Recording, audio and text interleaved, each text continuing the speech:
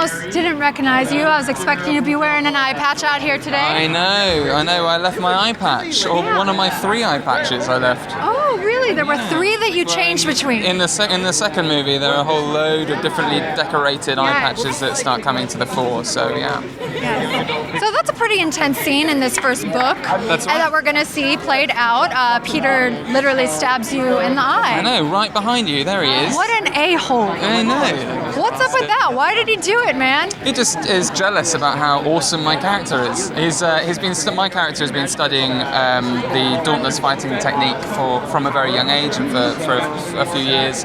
So when he decides to join the dauntless faction, he quickly rises up the rankings and is very good. So Peter gets jealous.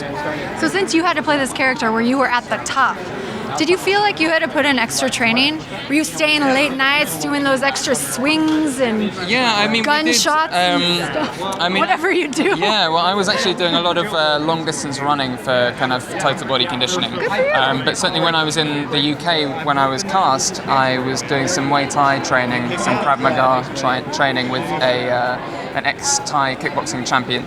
And then we came over here and we were all doing Bootcamp together just to get to know each other and get the training thing going, make sure we were as prepared as possible for work. Yeah, so what was your boot camp like?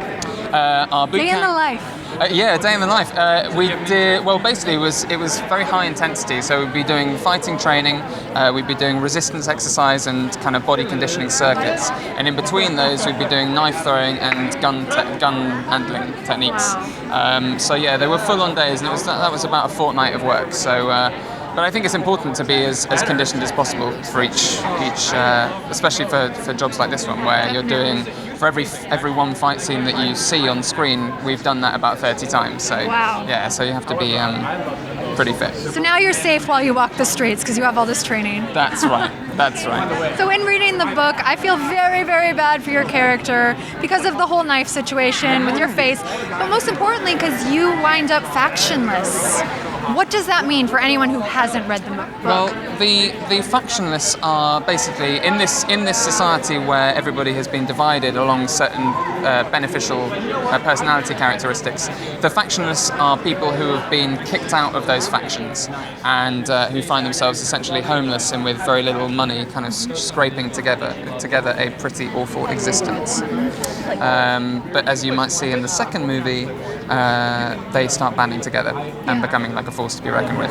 I love that you keep saying second movie. So what can you share with us about this second movie for Insurgent? Well, yeah, I mean, happening? I can cross my fingers as much as anyone else that it's going to be made. Oh man, I thought you were going to confirm it with us right here, man.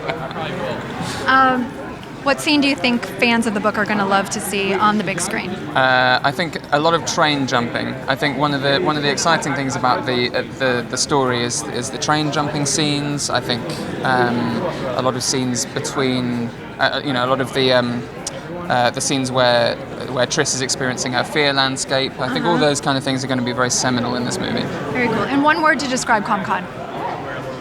Intense and unexpected.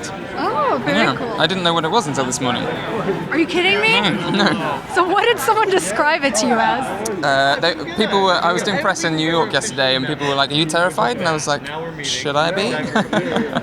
So I expect it will be a little bit terrifying. Although I'm so jet lagged at the moment that I wouldn't even be able to notice. Yeah, definitely. Nice to meet you, man. Take care.